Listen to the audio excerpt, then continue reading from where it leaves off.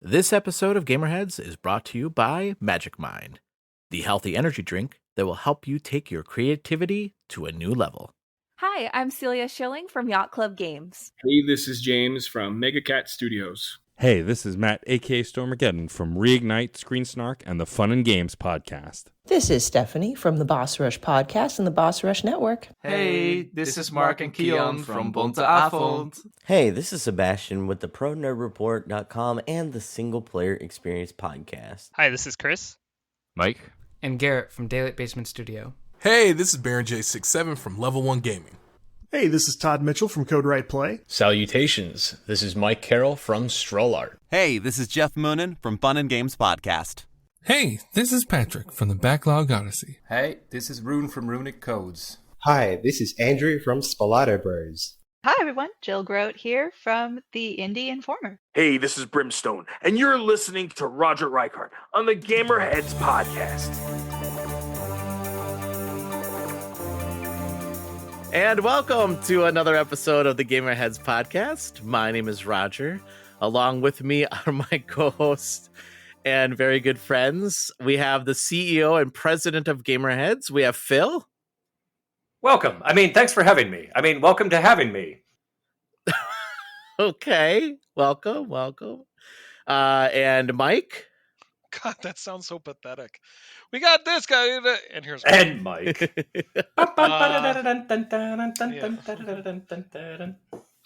you. Just you got sued by the Schreiner brothers. That's right. Yeah, that's right. Welcome, guys. Welcome to our patrons as well. Welcome, Jill. Welcome, Matt. Welcome, Sarah. Thank you so much for being patrons of the Gamerheads Podcast. And if you would like to be a patron of the Gamerheads Podcast, you can as well for as low as $3 a month. You can sign up for Gamerheads. What did I do now? What? You're playing with your beer can over there. It makes me laugh. No, I'm playing with I gotta bring this to work, actually. See, this new mic just picks everything up. This is fucking ridiculous. Nobody has any idea how antsy my hands are until I get a new mic and you pick up everything that I do in this room. Oh my God. Anyway, welcome. You can join the Gamerheads Nation as well for as low as $3 a month. You can join the Gamerheads Nation.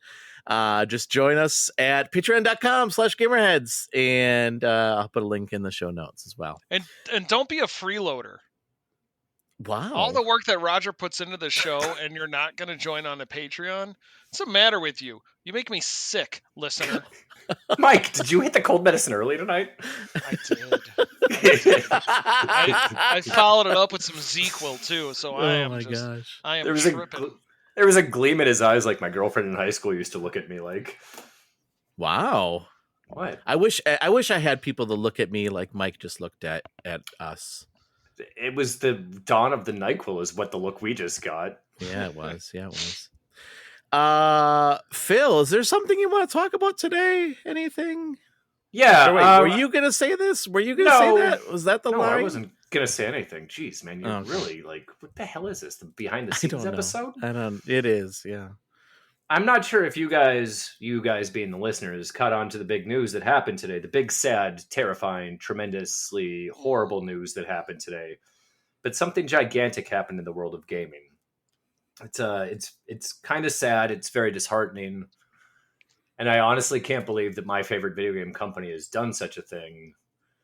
But they have decided that the games that they put out are so bad that everybody else should have the ability to play them as well instead of just Xbox owners. Uh-huh. There's been speculations for weeks as to what kind of awful thing Microsoft was going to announce at today's podcast. And it turns out that all they really wanted to do was be generous enough to give you Sony elitists, you Nintendo Switch snobs, the ability to play some of their first-party games on something that runs as an actual system. And probably make a little bit more money off of it as well, as you people are so kind to purchase these games that Microsoft has put out. Ending the reign of doom that had been speculated upon for the week about how Microsoft is dead in the water. Turns out their big announcement is they're giving everybody else 4 games. Yeah, 4 games. Not Starfield. No. Not Indiana Jones. Not even Halo. Not even Halo. No, the funny thing, actually, one of the things they pointed out in the podcast, I'm like, oh yeah, why is everybody freaking out about this? They're like, Minecraft is already on pretty much every system. I'm like, yeah, Hold on, that's a Microsoft true. property? You can't share that. It is now. It is now. I know. They bought it, but still, it's... Yeah. Everybody made such a big hubbub about this entire situation that Microsoft is about to go through and how it's all doom and gloom. I shouldn't say everybody, but there was not a large, but a certain percentage of the population that was sure that this was going to be the end of the Xbox, and it was all just going to go to like a live streaming type of a thing, or that consoles are done being made, which they even addressed that they've already preliminarily working on their next gen console. So it's haters are just going to hate, and that's what they're going to do. And I admittedly do so with the Switch, and 98% of my Switch hatred is in jest. Like, I don't honestly have anything against the Switch. I know, but people have yes, Mike. What constitutes the 2%? The shitty games that I've had to play for Tales from the eShop. And the fact that it's not called a Wiimote, but the Switch controller hurts the hell the out Joy-Cons. of my hands. The Joy-Cons, they destroy my hands. You don't have a Pro controller? I do, man. Yeah. I never use my Joy-Cons unless like I'm on an airplane or in a hotel room or something like that. But like these are cheap. They are so much better than the Joy-Cons, and they got these for like $20. I also play my Switch in handheld mode 2% of the time, so it's not like it's a huge deal. Yeah. That's all. I just wanted to share the sadness of the Microsoft news that they're sharing 4 games with people. Like they're getting off of their high horse and their pedestal and letting other people play games. Kind of like Sony did when they brought them over to the PC as well, and nobody shit on Sony for that. But here we are. Yeah, I mean, Mike, I'm sure you have thoughts. I just want to say something real quick on like the state of things. The internet. So the internet. So first of all, I just want to say, we talked about this last week. We do not report on rumors because that's just not what we do. Because like, we're not clickbait. And if it means that we don't, and if it means that we don't get as many clicks because people are like, what are they going to say about, like, we're not, that's not who we are. So we're not going to do that. So that's number one. Number two, if you see rumors, stop spreading them. Like, that's all I got to say.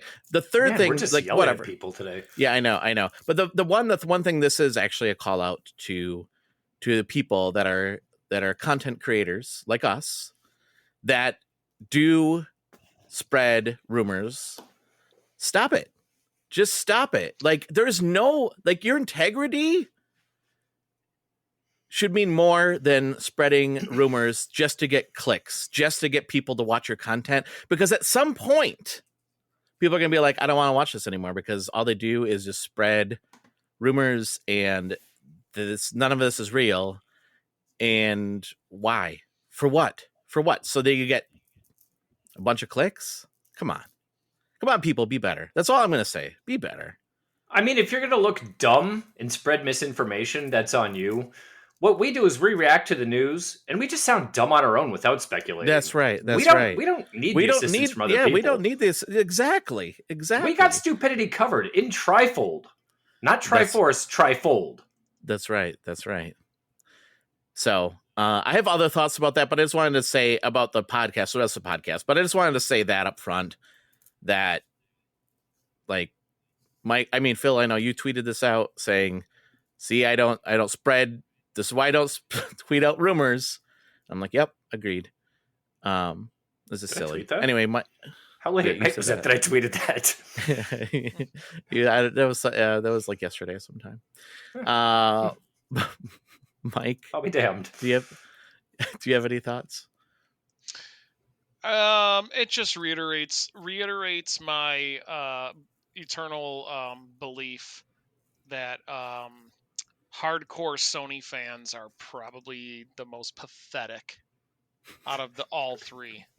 Man, we are alienating everybody out of the gates. This is dope. Care. Let's roll with it. You know what? Here's the thing. If you were gloating when the rumors are coming out that Microsoft was going third party, and then now you're angry because they're not, that says more about you than it does. Like, I visited. I actually. So what I did is I put on my blue Sony hat, and I, glued a bunch of hair to my neck, and my neck beard outfit, and I infiltrated the push square commons section, and just the amount of salt that was there, like man, it was just beautiful. The amount of salt that they were throwing out there. Just so many people were just saying, well, we didn't want their games anyway, or those games are bad anyways, or it doesn't matter. This is why I play on PlayStation. It aggravates me because you're doing yourself a disservice by beholding yourself to one company that doesn't care. Yeah.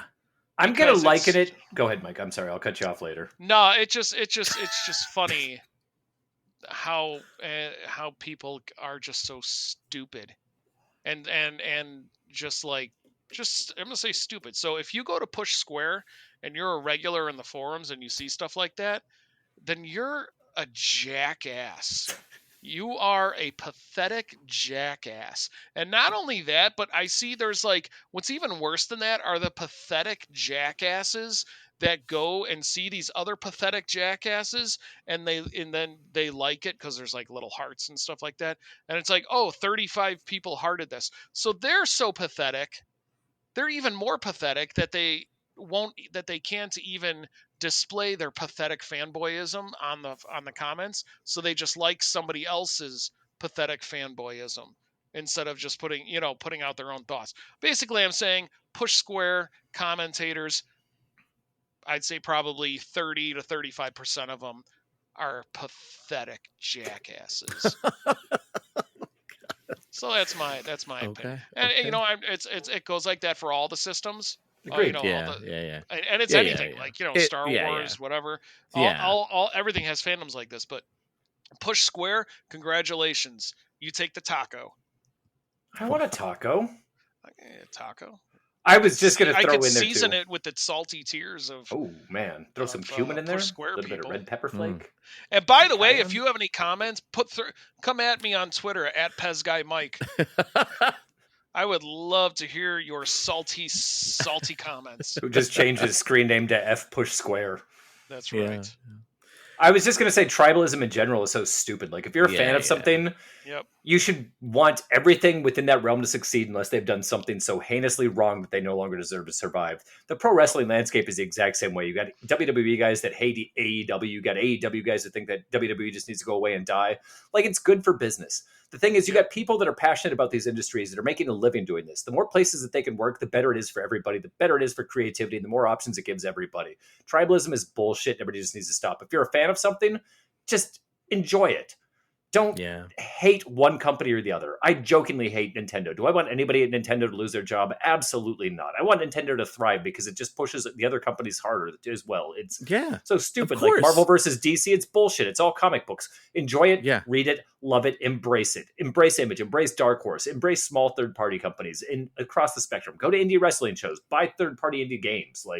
It's stupid. Tribalism is dumb. Support the industry, support people getting paid for doing what they love, and hopefully they put out good content and good creations. Yeah, it's funny that you say that because this is years ago, but my wife was doing a research paper on it was some businesses in the area, and one of them was she interviewed somebody at a bridal store, and she said, "You're the only bridal store in the town. Isn't that great?" And she said, "No, actually it sucks. I'd rather have more bridal stores here because one, that means that people are actually going to come here, right? And shop. They're not going to come to a town for just one bridal store.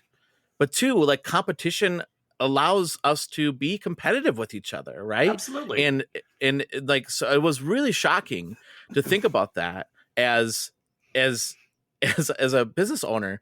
I never even thought of that. And you look at this all the time with car dealerships. Car dealerships always they're always across the street from each other, right? Because if you're going to go shopping for a car, you want to have a place where there's several different cars. That's why you see car dealerships crop up next to each other. That's why you see fast food restaurants crop up next to each other. Sit down restaurants as well. Yeah, because it gives you options. And if it's just one restaurant, nobody's going to go out to that one restaurant, right? It's the same thing with this. We want competition. You want a healthy industry because Except if you for don't, podcasts. Yeah, that's true. That's a good point. But if you don't have healthy competition, then you're not going to get good quality product. You're just not. You're just going to flounder. Yeah. Speaking of competition, the other interesting thing that I thought was actually said in this podcast, and probably the more interesting thing, I think, is the talk about the industry and how Phil Spencer said that the industry isn't growing. The base isn't growing. That's what he was saying, right? So the comment was, last year seemed like a huge year for success for all these games, but yet we're seeing layoffs. What is going on? And his comment was, layoffs. His comment was that the industry is stagnant, that it's not growing, right? And that's one of the reasons that they're citing also is bringing games to other consoles to grow their player base, so that they can start growing and having more people be exposed to other games, and that, hey, maybe Xbox has other things out there that we would like to play, right, as well. I thought that was an interesting comment. I thought it was also a very real comment. Sorry. Yeah. No, I think it's real. I thought it was an interesting thing, though, that the industry isn't growing. I shouldn't say the player base isn't growing. And I mean, I don't know. It seems weird to me, but maybe that's true. It seems like a weird, but I mean, they would know more than I would, obviously, but it's just like not something that I ever thought of, like, because the thing that I've always struggled with is that this is like, what did I say? This is like a 3.5 billion dollar industry or something like that. Like the amount of money that is being made in the industry, or I should say that the net profit is really, really high, but yet we see all these layoffs. Like, what is going on? And yeah, I don't know. Maybe expansion. Maybe that's what his point was, that expanding too quickly, and that the player base isn't expanding as quickly as the industry is expanding itself. I don't know. I find that was weird. An interesting comment. And I'm going to take it kind of a morbid route as well, because I feel like people that are now currently being born and are younger are going to be more apt to play video games as opposed to the older generation that is unfortunately dying off, was never video gamers. Yeah, that's actually, Phil, that was my thought too. I feel like gaming culture is much more acceptable and prevalent right now than it was when we were growing up. Mm-hmm. Like we growing up, first of all, not many people could afford to have a system. Like we only had one system because we couldn't afford anything. It was $200 for an NES, right? Like we couldn't afford. And that's when minimum wage was $1.75 an hour. Yeah. Mike's got the glasses off. I hope he's got something big here. No. I keep going. Okay. And I agree. That was my thought too. It feels like the younger generation, like we have more gamers, I guess, growing up, people playing games more. Uh-huh. And it was just an interesting comment that was made that the industry itself, the player base is not stagnant. It's not growing. And I don't know. I thought that was an interesting thing. Yeah, I guess I can't really even go any further on that one because it doesn't make any sense to me. Because when I think of the video game industry, I tend to think PC and console gaming, not considering how many people sit there on their cell phones. I'm guilty of it as well, looking at you, Pokemon Go, and play mobile games or iPad games or things like that. But that's also still part of the video game industry. That's all still part of the development cycle. Well, and now we got VR too, right? So that's another segment. I would say the VR segment is probably smaller, right? Because it's a very niche. They're still breaking. It's very niche. Yeah. To the other side. I hate that fucking song. It's one of the 5 songs in my life I could never hear again and I wouldn't notice. And I love The Doors. Yeah. The other thing I'll just say too, and then if you guys have other thoughts, the other thing that they did say at the end was that there's going to be hardware, like they're working on new hardware as well. Yeah, like it's going to be like a short. This like I don't know. I don't like this the idea of this being a shortened console life cycle. Did you see the PS5 comments that were made by Sony? Oh yeah, that was other big news too. That no major first party games until 2025 at least. And it's entering its final stages of the PS5. It's entering the final stages. I don't like this. Like there's. I'm sorry, but I haven't seen a single game, Xbox or PlayStation, that screamed to me, "This is a next gen game." Yeah. I'm going to draw this analogy, and I don't know how much I actually mean it or not, but I almost think we're kind of stuck in the same rut that Hollywood is, where there's not a whole lot of original new ideas coming through. Yeah. And I think that might be part of the problem, is that the industry is just standing water right now. Like, we keep going in that standing water, and there's nothing really fresh coming out of that standing water. And I don't think that has anything to do with the people that are necessarily creating the games. I think it's the people that are the higher ups, which is why the indie games are getting so much love, because they are willing to take those chances. Where your major 100%. Studios are just like doing the same shit over and over and over again. Well, because they're too afraid to take risk. Mm-hmm. Because if they do, right, the failure, right? You're right. That's absolutely right. Why the indie scene is starting. The indie scene, I would say, in the last 10 years has made more impact on the gaming industry than the big names have. Mm-hmm. Oh yeah, and the games are better too. Yeah. Well, so. Yeah, and there's more variety. The games are better, and I'll be honest with you. I would rather take a lower budget game that gets me a sequel every other year than a Grand Theft Auto 6, which takes 15 years to make. That's me. You disagree? Well, that's just because I'm a big Grand Theft Auto mark. No, I'm not saying. I know you were just using that as an example. Yeah. No, I know what you mean. We're a game that takes 10 years to make. Like give me Red Dead Redemption 2, half the size of the one that we got. Mm-hmm. Yeah. And then 2 years later, give me Red Dead Redemption 3. Or even if you really want to, give us a decent sized chunk of DLC every year and a half as you're still working on the next one in the process. Like, I hate to say like almost like a game's like a service, but almost like a game's like a service, but not quite that bad. Mm-hmm. But like something where if you put out something every year and a half that's $20, $25 as an add-on, I'm going to buy that every year and a half. That's including your Grand Theft Autos, your Red Dead Redemptions, any of that kind of stuff. Any game that I can sink my teeth into that I'm just like, holy shit, I want more of this game, and I know it's going to be a long time before I get it. If you kick me some DLC from time to time, I'm going to keep shoveling you money. So let me ask you this. All right, scenario time. Would you prefer a new show every year, or would you prefer one MLB The Show, and then you're paying $15 a year for updated rosters? Yep, I've been making that argument for years. And then maybe 5 years later, then you get a new one that absolutely. Has like... I'll pay that $15 each and every year. I do this. I don't play Madden, but I would do the same for Madden. I do the same for FIFA. Oh, for sure. I'd easily do it. I mean, hell, I give Overwatch $10 every 3 months or whatever, whenever they roll out a new thing just for season passes. It's the same even with Fortnite stuff. You give me those small chunks of change and I'm okay with it. I understand that they don't make as much money doing it that way, but I think that they might be surprised at the reception they'd get. I mean, there's going to be that handful of people that are going to crap on it, but those are the same handful of people that crap on everything. So it's neither here nor there. It's the push square people. Yeah, I'll take that $15 That's our new charge. thing now. Anytime people complain about, whenever we're talking about people complaining about something, they just push squared. Yeah. No, I don't think there's enough changes in every year for Madden to constitute a new Madden game. Or in the show. Like I'll say that wholeheartedly. I play the show religiously. Yeah.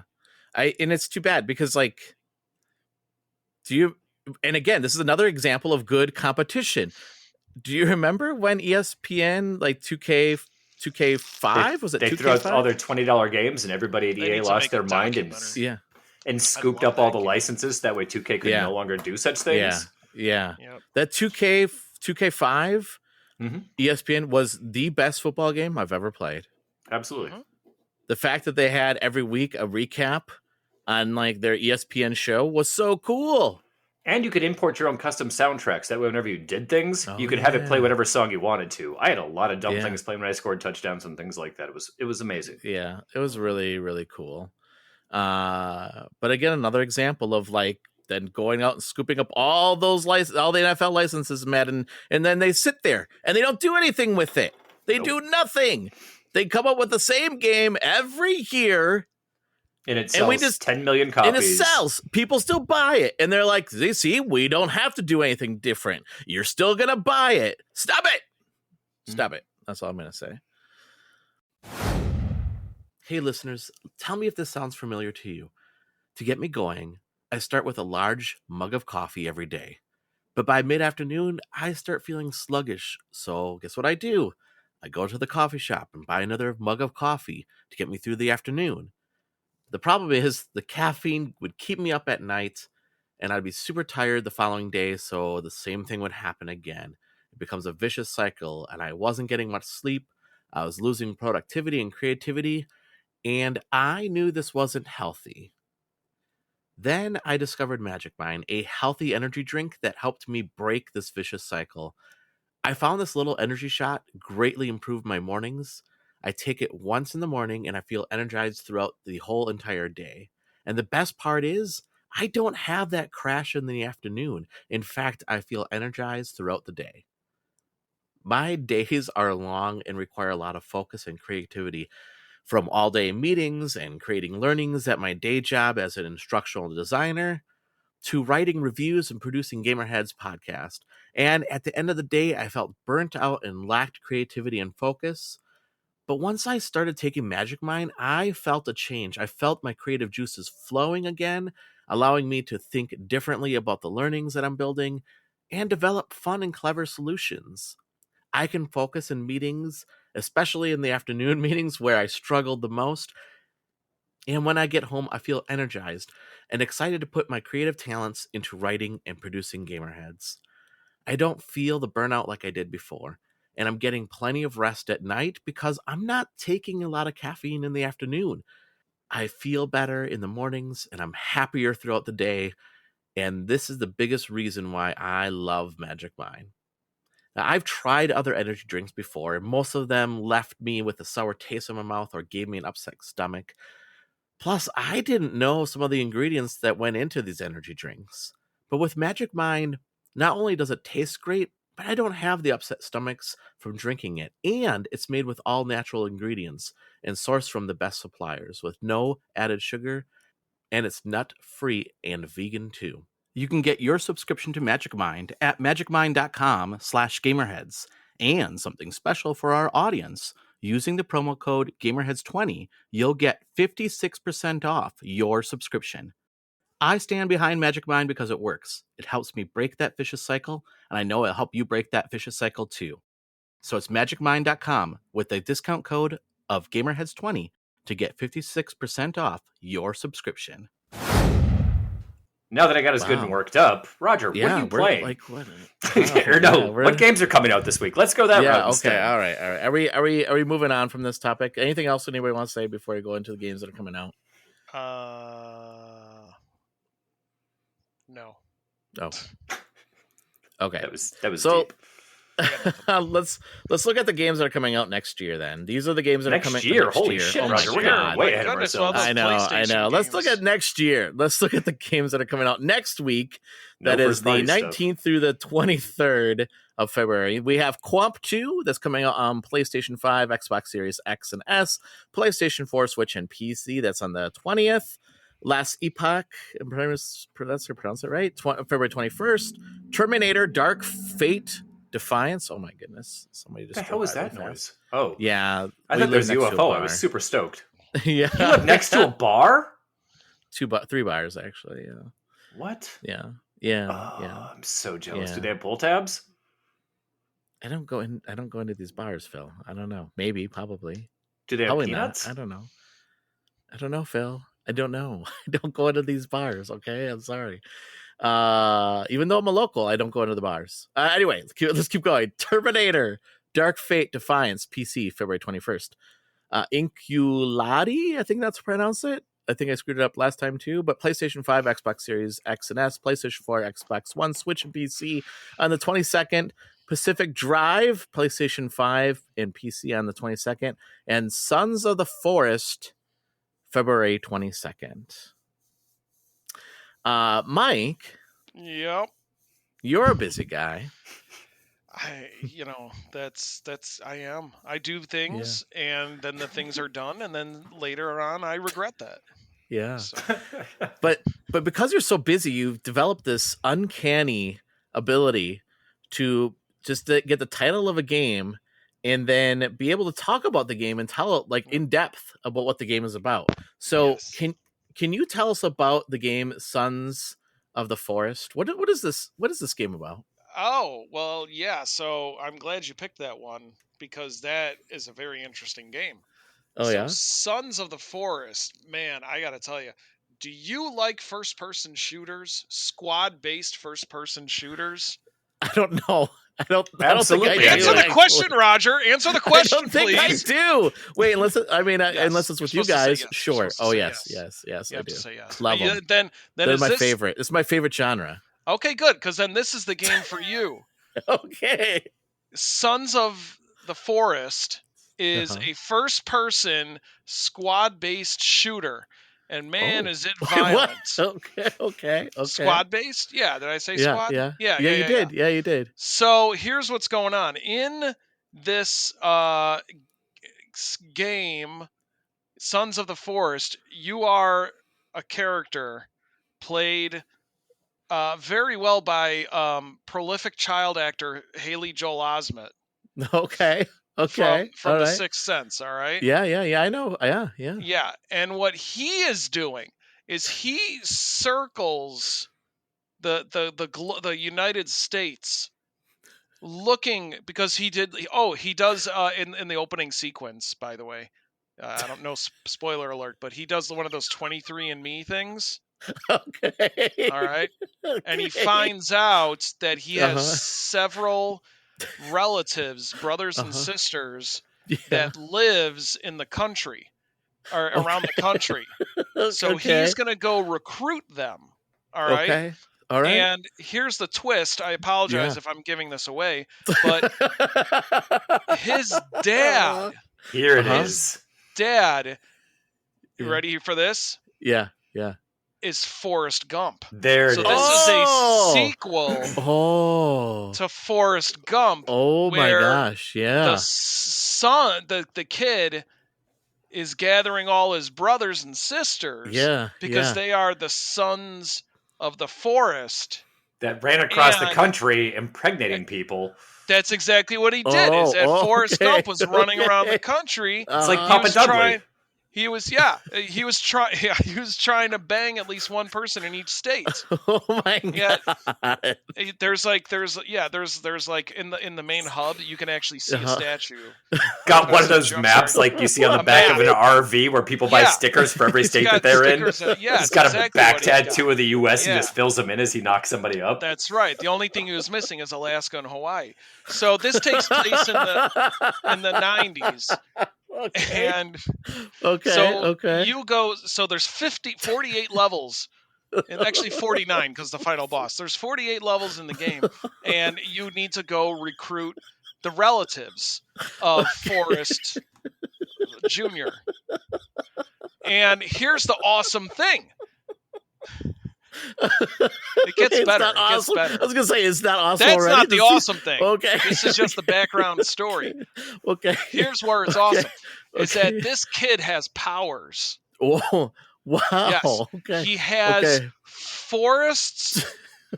Not only does he have Forrest Gump's power of speed, because that boy can run, but he also has the power of his mom because she did so much, heroin and crack that it's all just going through his bloodstream.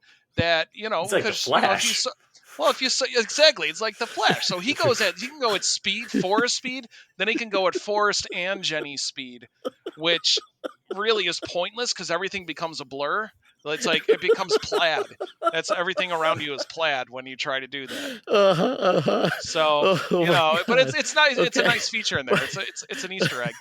So it's a filter you can unlock. It's a filter, yeah. So you go around and you recruit them, and so they're in the squad. Why are you doing this? Why are you recruiting them? You're just trying to complete the family tree. To help you. Yeah, you're to learn more about. You're trying to learn more about yourself. Okay. And you're also trying to take out the guy from the that he did ping pong against in the movie. Oh, he recruited. He also banged a bunch of people. And here's the best part. Oh, wait, there's There's more. There's more. Because I'm making it up as I go along. In your main hub, it's kind of a ripoff, but it's okay. It's all right because it's a cool idea. You know how in the Arkham games you've got Oracle or or Barbara Gordon sitting in the wheelchair in the HQ. You've got exactly like that, but it's Gary Sinise. So you got Lieutenant. Yeah, you got Lieutenant Dan in the wheelchair helping you out. And you so he's like, yeah. Oh my God. He helps you find your brothers. That's Sons of the Forest. Sons of the Forest. Is this a sequel to the movie? I'm like really. Yeah, no, it's a sequel to the movie. Okay. It takes place right after the movie ends. What? Yeah, it's right after the movie ends. Because he was old. That's right. Yeah, I remember this now. He gets on the bus, and then he's looking out the back of the window, and the Chinese guy shows up and kills Forrest. So he's so he's going to get his other kids. There's a little Kill Bill involved. Right, yeah, he sees him doing it, and the kid says, I'm going to need a team, and then it goes, explosions. Sons of the Forest. And the entire soundtrack is CCR. Creedence Clearwater Revival. All right, dude, I'm entire soundtrack. Wow, yeah. But it's the best part of the game. But it's only this entire game is dope. It's just Fortunate Son on repeat. So it's like Crazy Taxi. Yeah. That's Sons of the Forest. Oh, there's more. That's Sons of the Forest. Yes. Yeah. Is there more? It's also yes. It's there's also in it. You get a coupon for Bubba Gump restaurants. Ooh. Yeah, I've never been to one, so I'm kind of excited. Well, now you do, yeah. Yeah, now, yeah. I wonder if the one in the Mall of America is still open. So one it free is, appetizer. by the way. It is, Phil. One free appetizer. You get an appetizer. One free appetizer. Yeah, you get a free appetizer Wow, with the purchase of any 7 other appetizers. So make sure you bring a lot of people with you. Oh my God. It also comes out next week. Yeah. And it's a PlayStation 5 first party game. So they lied. So Sony lied. Yeah, they lied. Call that a shadow drop. Of the Forest. Yeah, Sons of the Forest. Well, that sounds like an interesting game. The game that I would hope so. I put a lot of thought into it. The game that I'm referring to is a survival game. It's a sequel to The Forest that was released in 2014. And similar to The Forest, Sons of the Forest puts you in control of a protagonist that's stranded on an island inhabited by cannibals. And then you have to build weapons and build buildings to aid in your survival. So yeah, I mean, there are friendly NPCs, I guess. There's one guy named Kevin. There's a guy named Kevin in the game. Yeah, good old Kevin Gump.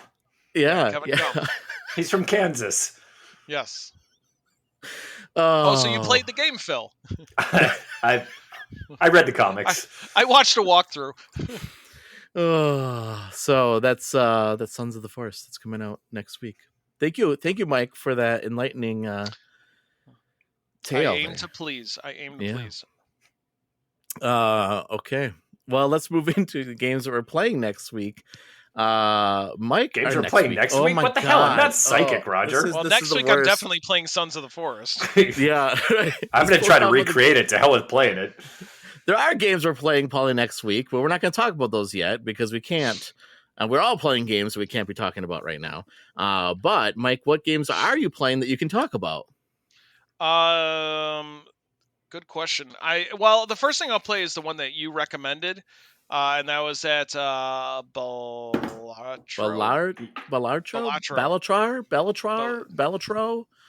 Ballatro. I don't know. It means jester in some language. I'm not sure. Then we'll go with that. So I've been playing the demo of that, and that's a lot of fun. I'm enjoying it. I'm still a little confused by exactly how it plays, but I am definitely enjoying it. I like the pokerish aspects of it.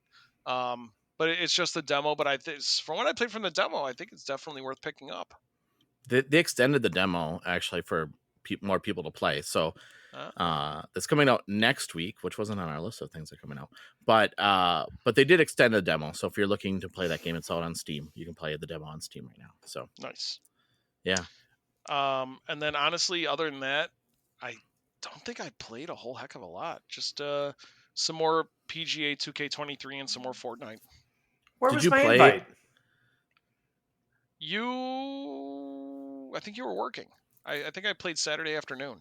Oh, I was definitely working. Yeah. Did you play any Tomb Raider trilogy at all or yet or no? Not yet. No. Okay. I didn't play it. I will. I promise I will. It's just been a week. No, it's fine. It just that's fine. It just came out, so. All right. Cool. Thanks, Mike. Phil, what have you been playing? Switch. That's have made some. No, it's not a Switch side this time. Oh. I've made some more progress into Alan Wake 2 because I'm kind of pissed off at myself that I haven't beaten it yet, and so that's kind of on my front burner right now is to complete that. And as I say that, I'm also going to say that I've played a lot more Overwatch, and I'm only bringing up Overwatch because they just dropped a new season. I believe it's season 9, where they've changed quite a few things in it. It's very strange. I can't say very strange, but it's some of the choices they made were interesting. They changed the way the entire ranking system works when you're playing competitive. All characters now heal themselves if they don't get shot for 5 seconds. And they've also increased the size of the bullets to make it easier to shoot other people because apparently the game was too difficult, which is a very strange. So do you need healers anymore then? Yeah, you do, because you're continually being shot at. So healers still definitely play a role. But part of their logic and rationale for why they increased the size of the bullets was that way it's easier for DPS to take down healers, which seems like a really shitty answer to me, because healers have got enough problems as is because they're typically the most targeted people on the battlefield, for lack of a better term. But it's been a unique transition, especially with them resetting everybody's competitive rank and then changing the way that it's all done. And they're making it a lot more transparent, which is kind of cool to show how you're progressing and how you're losing your progress as far as your ranking goes, which I kind of enjoyed that aspect of it. Outside of that, I've started playing Suicide Squad. Oh yeah, is that what the Psy was for? That's kind of what the Psy was for, yeah. And the game has made me laugh out loud on multiple occasions because it is very, very, very well written and the dialogue is super spot on. King Shark is hilarious. Captain Boomerang is hilarious. The way that the four of them interact are tremendous. Even just mission by mission is all four of you are standing next to each other type of a thing.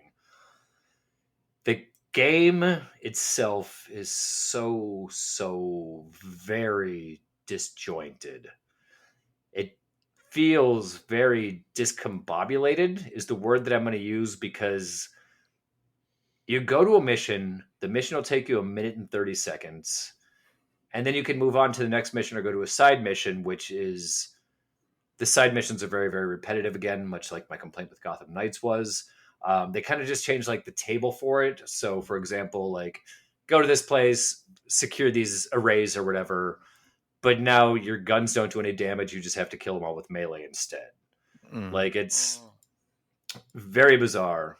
And there's also winners and losers to each of the missions as well, as far as there's a points rating system that's in place. So if you don't get the most takedowns or do the most damage or whatever, you don't win it, there's no real reward for it. You get rewards for almost everything as well, which is kind of nice, but it feels almost loot boxy and gimmicky.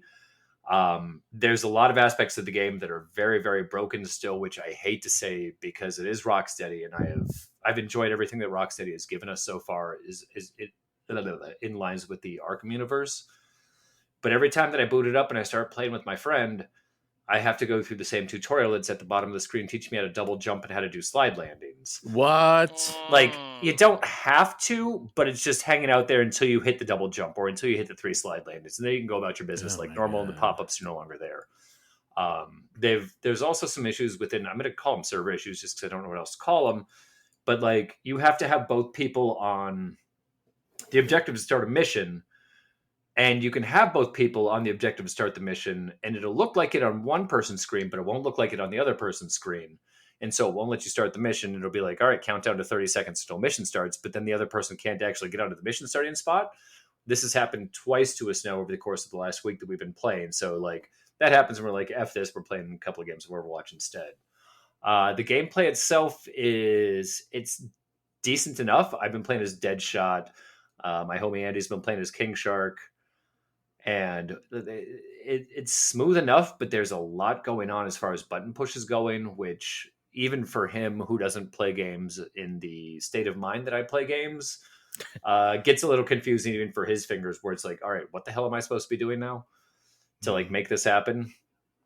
But it plays smooth enough. But I want to say we're 4 or 5 hours into it, and we're still just like, all right, now you've unlocked the ability to do this. And it's just like basic shit for your characters. It's nothing that's super like complex. And you kind of have to jump all over the place to do these missions. Like, there was one mission that we had to do where you're in the Hall of Justice. You bail out of the Hall of Justice to go grab something. You go back to the Hall of Justice, and then you just have to walk outside and go back in the Hall of Justice again to complete or to like do the next mission. It's just like, that doesn't make any fucking sense. Sorry, any sense.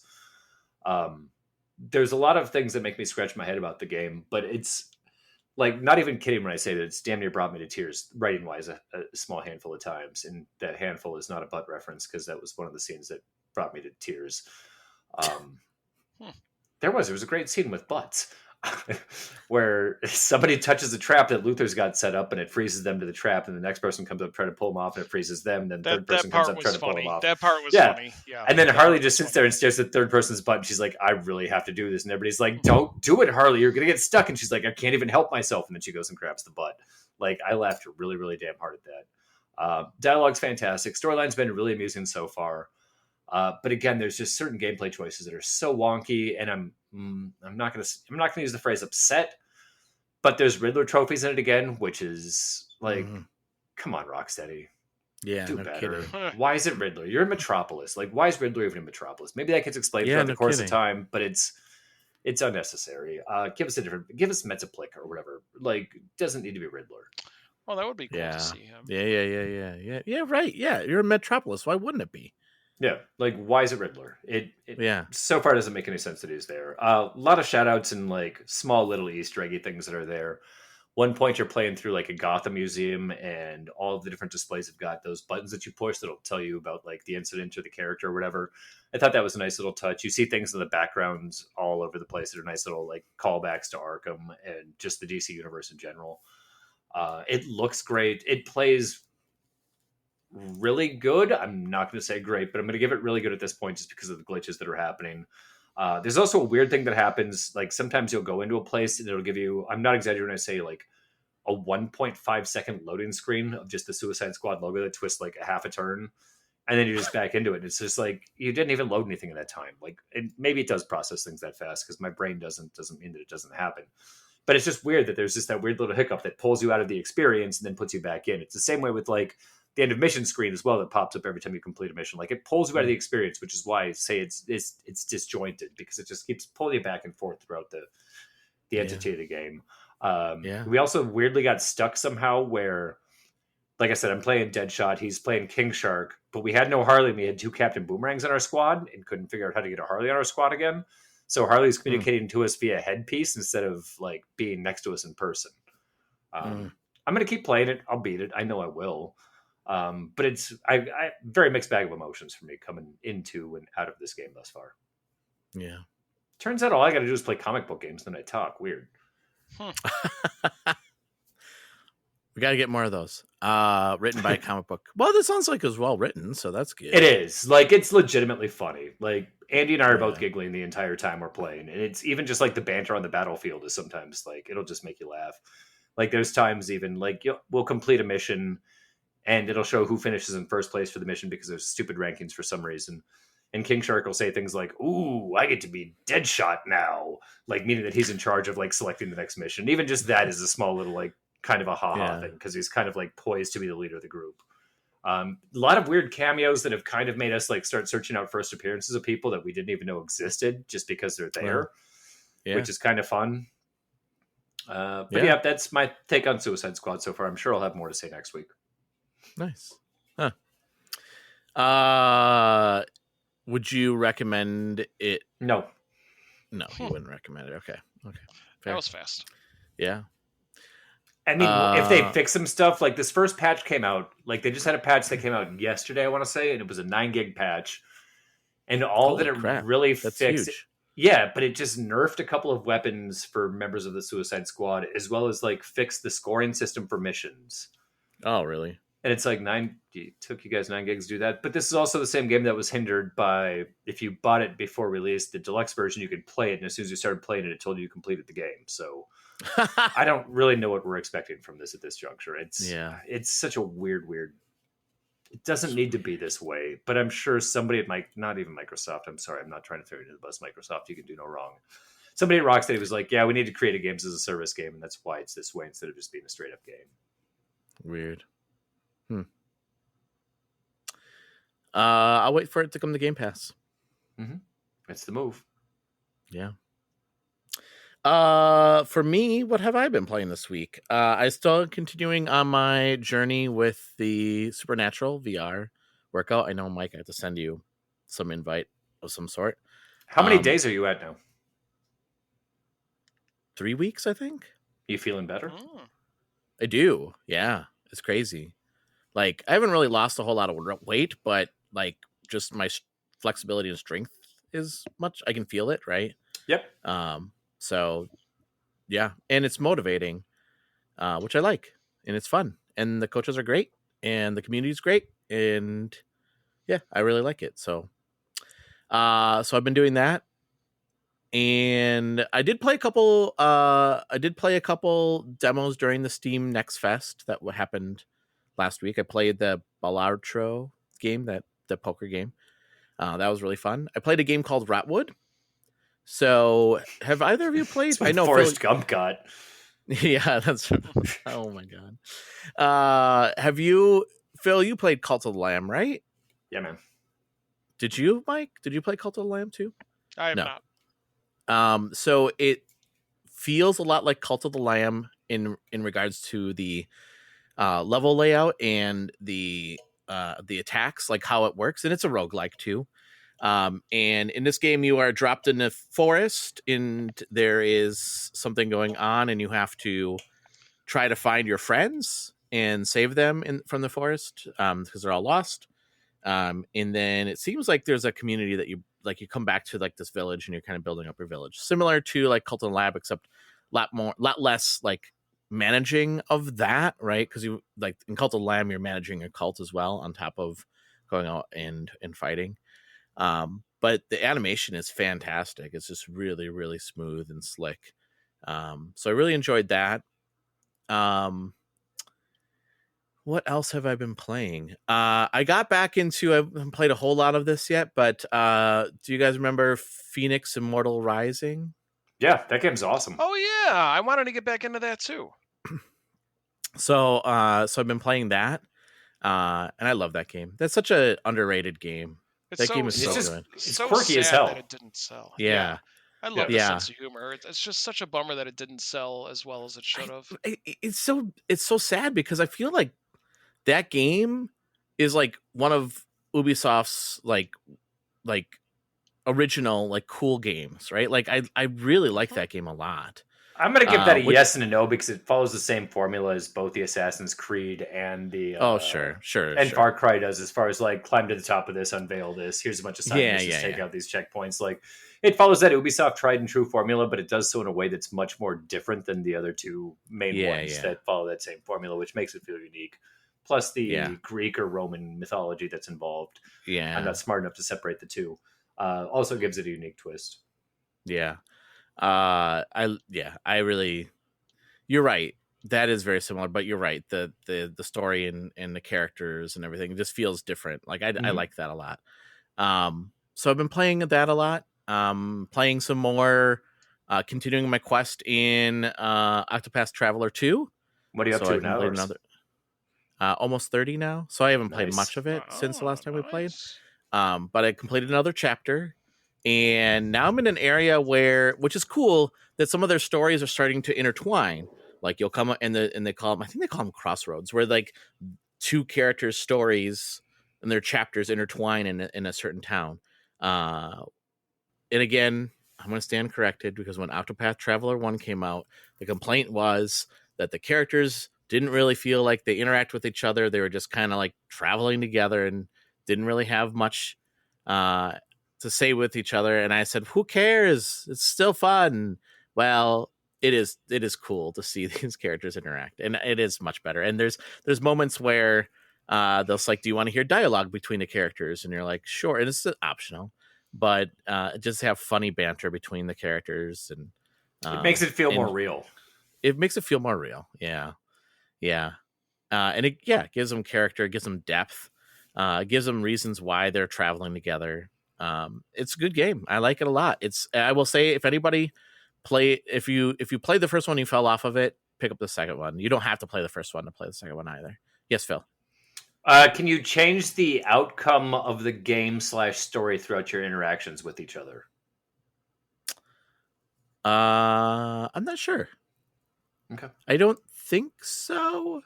The characters do, like my party, well, like they'll talk to each other and work together and stuff like that, but I don't think it changes like the overall. Like there's no decision making that's made throughout the course of these interactions. Gotcha. No, it's just more of like just banter between them. Do you build like a camaraderie / loyalty factor in between the different characters either? No.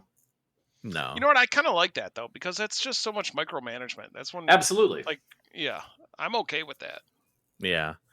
To ask Mike. Don't yell at me, Jesus, man. You're all wound up still. I am wound up. Leave me alone. I'm not a push square. Okay. The one thing that is cool, and maybe we could do this in the first one, but you can have a character have two different jobs. So, like for instance, my samurai warrior, he's not only just a swordsman, but I also made him a hunter. So now he has all the hunter abilities and his abilities. It makes him really powerful, right? So like you can mix and match jobs with characters. So like you could have a healer and have him also do like magic, like fire or like damage magic, right? So it's cool. Yeah, I really like this game a lot. So I'm going to continue with that. There are a couple games that I can't talk about right now because I'm reviewing them and the embargo hasn't lifted. I can say, though, I played 10 minutes of Tomb Raider. And apparently I have to turn off the tank controls, which I didn't know that what that was called. And I was totally confused by that. So that's bad on me. But I'm going to try that again because like it was a struggle to play with the tank controls. Because I'm just not used to it anymore. And I think like back then it didn't really bother me, but it does look nice. Like you can switch back and forth, which is kind of cool. You can switch back and forth between the updated remastered graphics, or you can in gameplay, you can just hit the I'm playing on Xbox, so the three lines, so it's like the pause menu or something. You can call it the select button. Oh, the 3 lines, the start button. No, select would be on the left-hand side. And you can switch between the different the original graphics versus the remastered graphics. Maybe you want to play on the original. I don't know why. Like, because I looked back and I'm like, what? This is so much nicer looking now. But yeah, I'm enjoying that. I mean, I think I'm gonna enjoy it more now that I'm gonna turn off the tank controls. So we'll see. Yeah, that's what I've been playing. I think that ends our show then. We're right at that hour mark, which is pretty awesome. We did a good job with that. So before we head out though, why don't we tell people how they can follow us on social media? Mike, how can people follow you on social media? Send me your hate mail over to Pez Guy Mike on Twitter. You bunch of jerks. Wow. Phil, how can people find you on social media?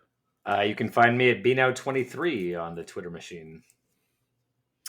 And listeners, you can find me on Twitter at NintendoRaj. You can find Gamerheads on Twitter at Gamerheads Pod. You can also follow us on Blue Sky at Gamerheads Podcast. The other cool thing is now they're still being uploaded, but all the episodes of Gamerheads are on YouTube. So you can go to youtube.com/gamerheads and you can actually listen to all the shows there. So you can subscribe there. We also put up some of our streams up there. The games that I stream on Tuesdays, I tend to put up there as well. So you can watch that.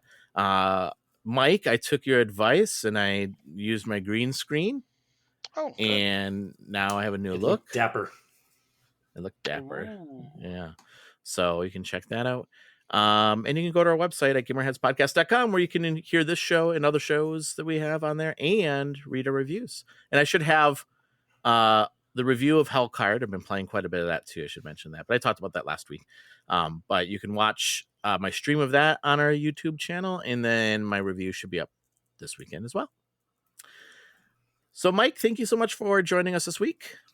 Thank you for having me. And Phil, thank you so much for joining us this week. Always. And listeners, thank you so much for taking time out of your schedule and giving us a listen.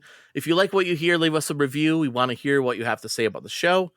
Until next week, everyone, stay safe and game on. See ya. So long. Take care.